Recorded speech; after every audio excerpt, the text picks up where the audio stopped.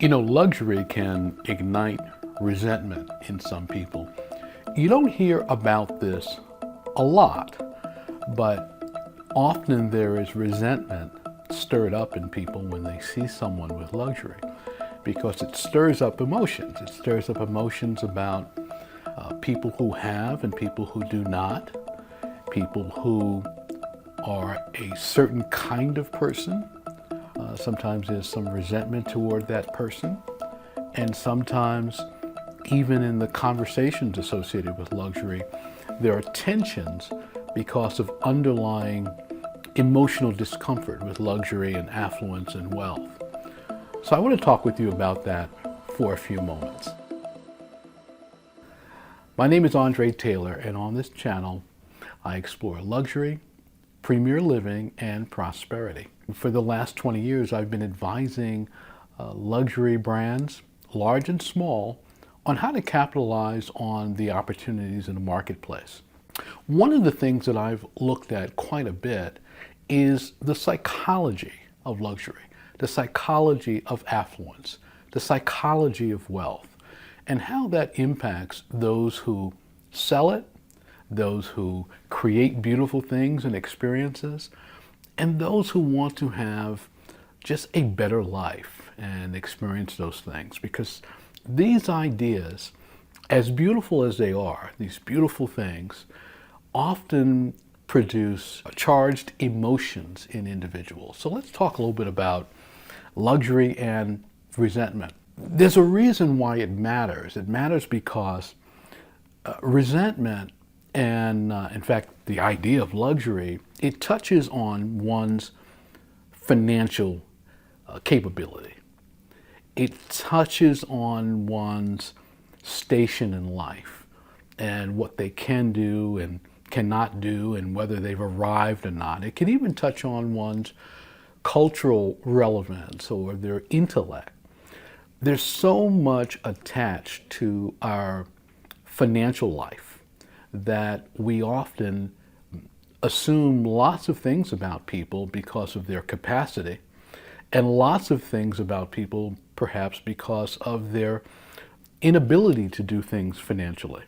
And so we have to put that into perspective, particularly if we're selling luxury products and services and if we want to enjoy them, because all of those emotions, I believe, are in some ways old-fashioned and in many ways misplaced today. And I think keeping that all in check is very important. We talk a lot about, for example, the importance of building generational wealth. For example, you'll often hear people talk about plan for your future, make sure that you're investing and doing this and that, and plan for generational wealth. But sometimes when we see generational wealth, we don't like it. In fact, there's so much discussion today about the wealthy and taxing the wealthy and these sorts of things. It shows you how schizophrenic we are when it comes to wealth. On the one hand, we think it's important. On the other hand, we condemn it. And so when you look at that dichotomy, it's pretty clear that we are not always consistent when it comes to wealth, money, affluence, and luxury. So it's worth thinking about why these issues matter and how you will frame these things in your mind, particularly if you sell luxury products. One of the challenges is that things are often used to separate us. Finance is used to separate us. And so what often happens is we look at individuals and we put them into categories because this person is capable, this person seems not to be capable. But what happens when you can't tell? What happens when the person is sending different signals? This is the kind of thing that we experience when we're training in luxury. Because no longer can you just look at a person and say, oh, that person's a fit for the product.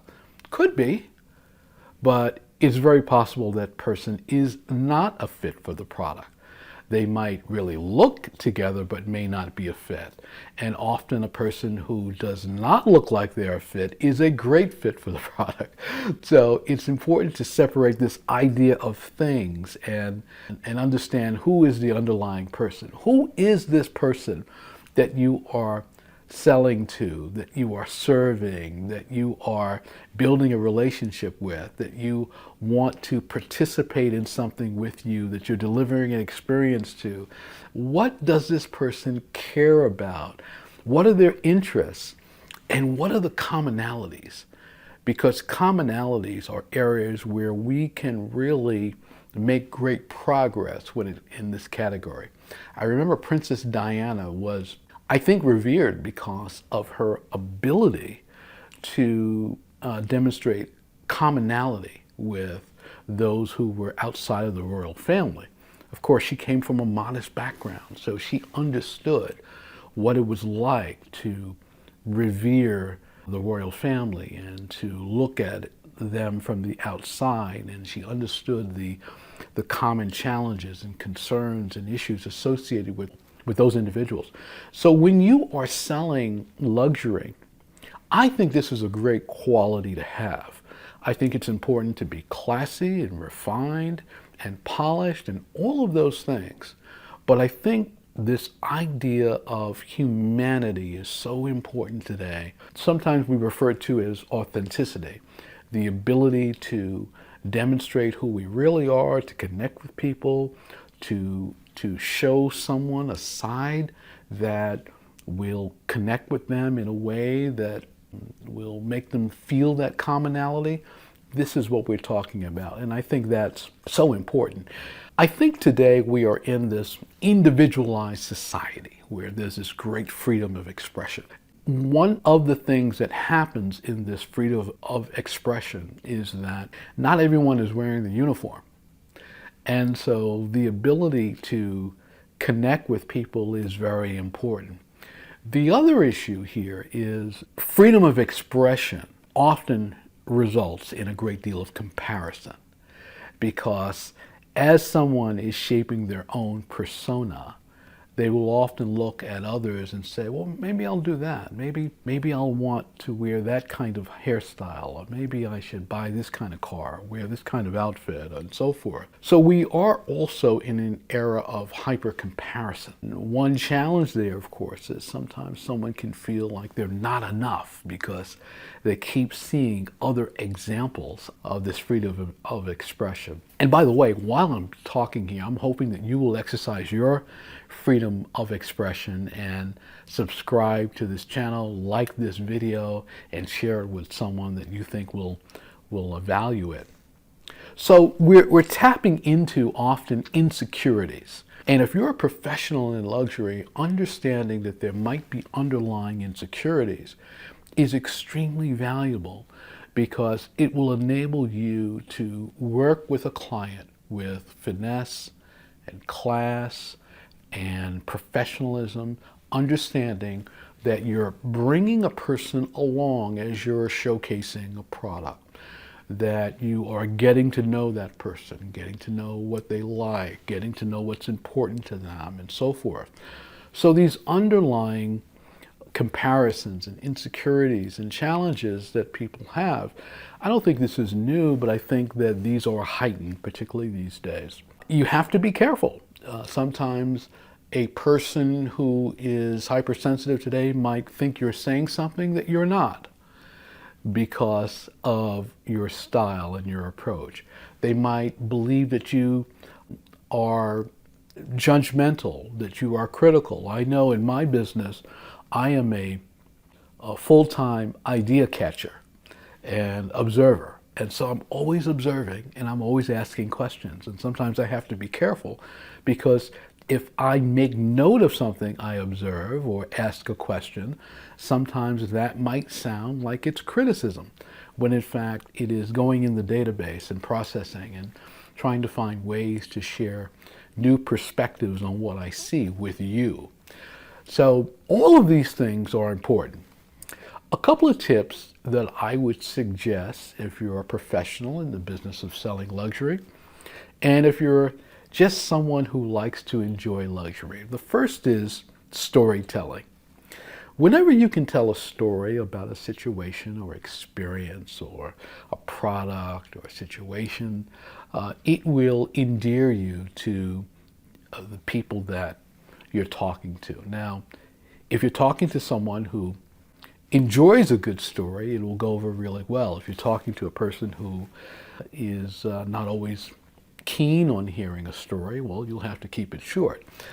But I think storytelling is a very good way to connect with others. When you tell someone about the first product you bought or the first experience you had at a particular restaurant, first time you visited a city, all of that is exciting, relevant, and can reduce resentment and provide connection, which is so important. The other thing is looking for the good in others. Just looking for the good, being someone who looks for the good. For example, in sales environments, we often will say, when someone comes in, particularly in a retail environment, if there's something you notice about them that is nice, tell them, wow, what a nice hairstyle. Oh, I like that color.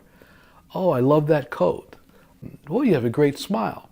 These kinds of things set up a very good dynamic in your relationship when you are selling and frankly when you're just moving through the world. If you can look for good, you are going to have lots of good to spot because there's plenty good around us. The other thing I would say is that share your experience, share your understanding of the craft, share your knowledge of products and services. Sometimes when you are educating someone, that can be very helpful and very encouraging. Again, you have to be careful here because some people, their reaction will be, well, I know that. So that is the other thing you have to be careful of. But I think where you can, you certainly want to make sure that education is in the forefront. I also think that sincere compliments. Let's say someone tries on something or selects something or shows a preference for something. Telling them that that's a good choice. You have good taste. I thought you would like that. These are very good ways of connecting with individuals.